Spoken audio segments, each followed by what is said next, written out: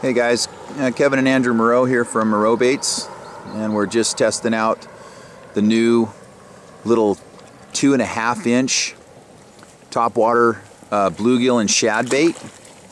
The one that Andrew's throwing right now, bring it on up here, Andrew. The one he's throwing right now is the new little the 2.5 inch bluegill bait. Got a little moss on it there. So he's throwing this on braid. Let's see if we can get back-to-back fish. Go ahead and throw it out there, Andrew. Let's get it back-to-back.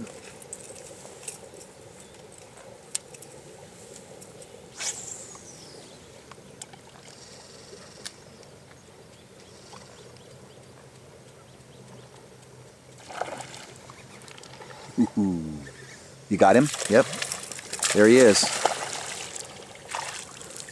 Nice. Nice.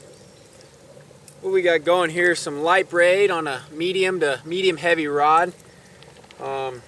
These fish are, we got a good little evening bite going here. They've just been loving this little bait. Also been getting them on the 2.5 inch shad too, topwater. Sporadic action, doing it real quick, doing it real slow. I mean, they're eating it all up.